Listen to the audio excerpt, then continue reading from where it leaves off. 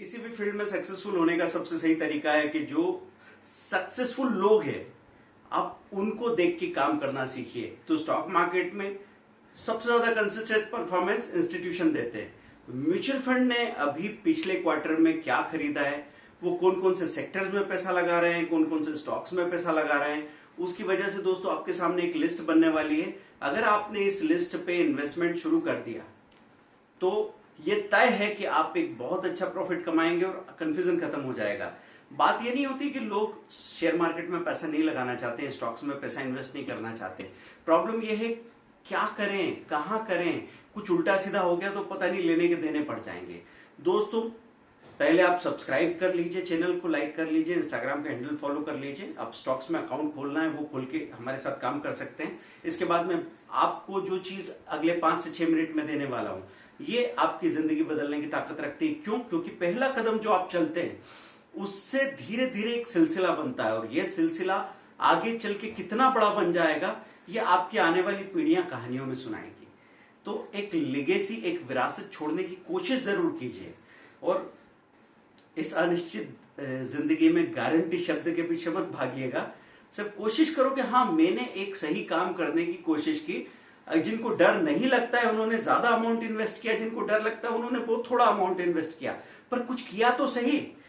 दोस्तों पिछले क्वार्टर में म्यूचुअल फंड ने कौन कौन से सेक्टर्स में सबसे ज्यादा पैसा लगाया है? सबसे पहले कंज्यूमर गुड्स में, कंज्यूमर डिस्क्रिशनरी आइटम सेक्टर में सबसे ज्यादा पैसा लगाया है। उसमें मारुति सुजुकी में बहुत अच्छा पैसा लगाया। मारुति सुजुकी का जितना प्रोडक्शन और कंजम्पशन है वो एकदम बढ़ता हुआ दिख रहा है, तो बहुत प्रॉमिसिंग है मारुति सुजुकी, है ना। ये कंज्यूमर डिस्क्रिशनरी सेक्टर में माना जाएगा। ऐसे तो ऑटो सेक्टर में है लेकिन कंज्यूमर बेस्ड है, तो जैसी कंज्यूमरिज्म बढ़ेगा लोगों के पास पैसा बढ़ेगा, वो खर्च करेंगे तो वो कार में खर्च करने वाले हैं। और सोना BLW मिड कैप में अगर बात करें तो सोना BLW ये सेक्टर का नाम लिख सकते हैं आप, जाके ट्रेंड लाइन में उसका फंडामेंटल चेक कर सकते हैं, उसका स्ट्रेंथ, वीकनेस, अपॉर्चुनिटी, थ्रेट्स देख सकते हैं और पिछला ऑल टाइम चार्ट देख लीजिए और उस चार्ट के हिसाब से आप ये तय करेंगे कि कौन से स्टॉक में अलोकेशन कितना होगा। जरूरी नहीं है कि हर एक शेयर में हम 10,000 लगा रहे हैं या 50,000 लगा रहे हैं। जिसमें ज्यादा भरोसा है उसमें ज्यादा बड़ा चंक लगाया, जिसमें कम भरोसा है उसमें छोटा टुकड़ा लगाया। और मिड एंड स्मॉल कैप में आप खरीदी करने जा रहे हैं तो एक शॉट में मत खरीदी।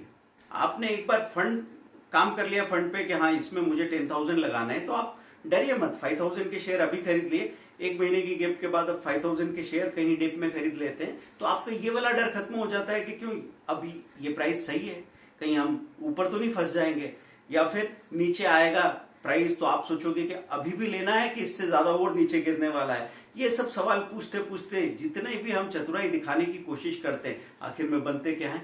बुद्धू।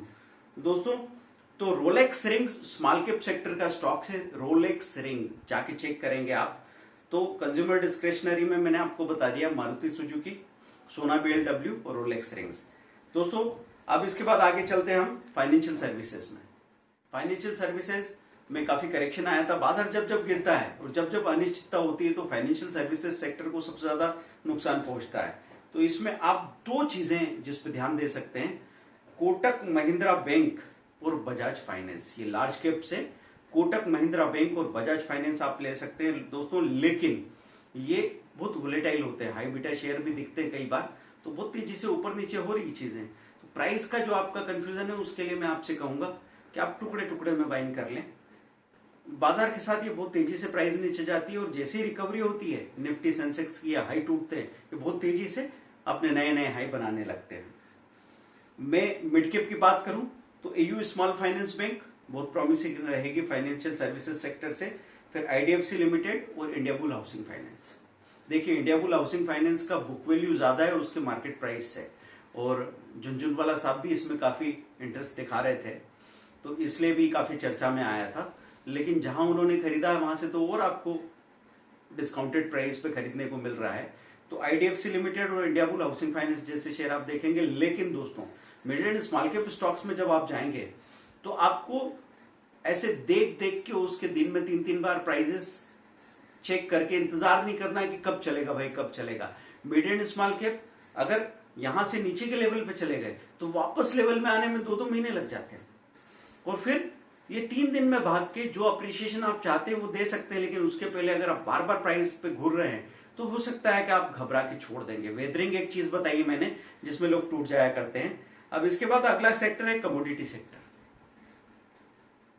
कमोडिटी मार्केट की बात नहीं कर रहे हैं, हाँ, M6 की बात नहीं हो रही। कमोडिटी सेक्टर मतलब ऐसी चीजें जो इंसान अपने लिए कमोडिटी की तरह इस्तेमाल करते हैं। इसमें अंबुजा सीमेंट आता है और सेल आता है।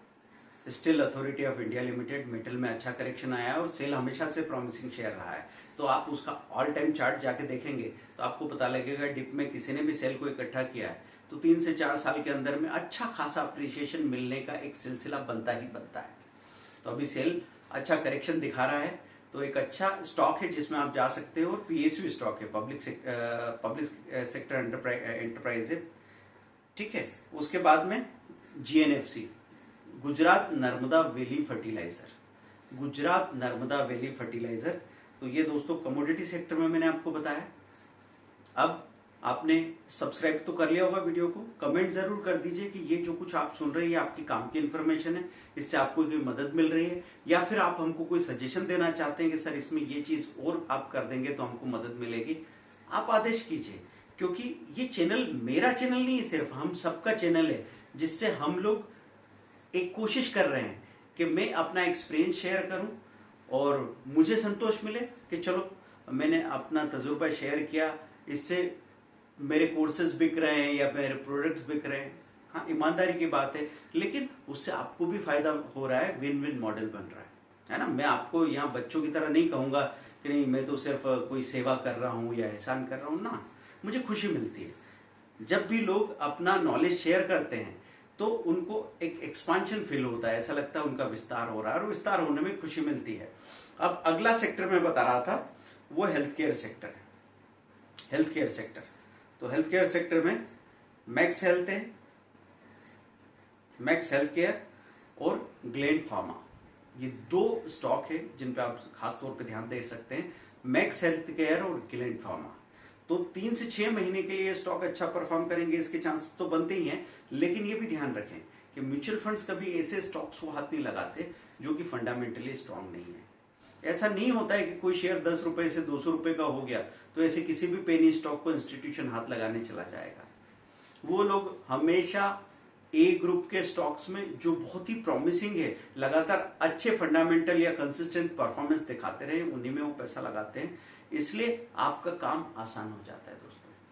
वैसे तो फंडामेंटल एनालिसिस पे हमने पूरा कोर्स बना रखा है, लेकिन मैं ये भी मजबूरी आपकी समझ रहा हूं कि जैसे ही आदमी बैलेंस शीट की बातें सुनता है तो वो कहता है कि मुझे या तो पता नहीं है या पता हो तो मेरे पास इतना समय नहीं कि एक एक कंपनी के आंकड़े पढ़ता रहूं, फाइनेंशियल फिगर्स पढ़ता रहूं, क्वार्टरली रिजल्ट देखता रहूं, उसके बाद में मैं कुछ अंदाजा लगा के निर्णय लूं।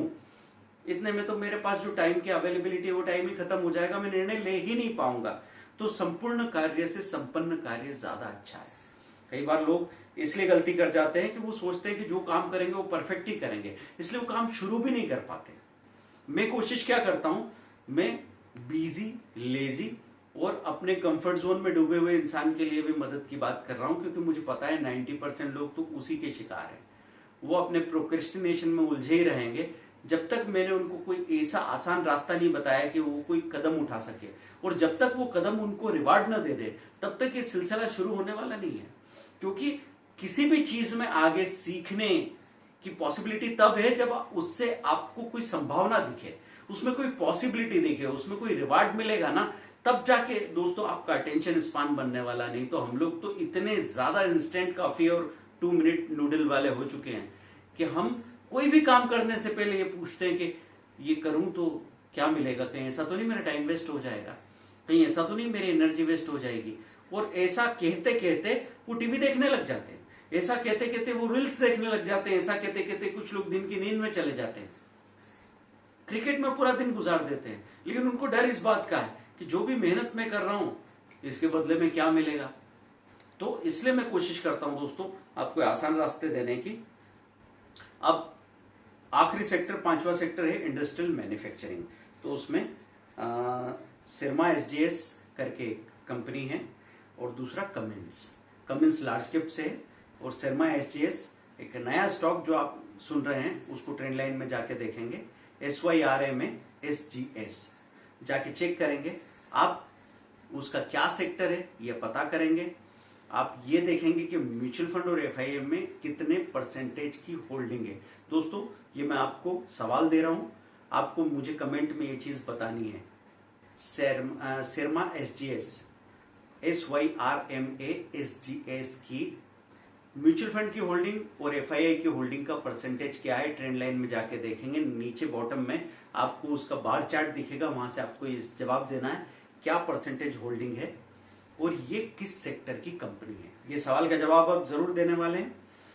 तो दोस्तों ये वीडियो आपको अच्छा लगा हो तो मैं ऐसे वीडियोस आपके लिए लगातार लेके आता रहूंगा, लेकिन मुझे चाहिए बहुत सारी शेयरिंग, मुझे चाहिए सब्सक्रिप्शन में 1.9 लाख तक आपने पहुंचा दिया, हमको बनाना है 2 लाख सब्सक्राइबर, और साथ में आप इंस्टाग्राम का हैंडल फॉलो कीजिए। जितने भी लोग देख रहे हैं आपको ठीक लग रहा है, इंस्टाग्राम का हैंडल फॉलो कीजिए, और आप चाहें तो आप स्टॉक्स में हमारे साथ अकाउंट खुलवा के काम कर सकते हैं। बाकी जो भी आप डिटेल टॉपिक हमसे सुनना चाहते हैं उसको कमेंट में बताइए। Thank you very much, bye.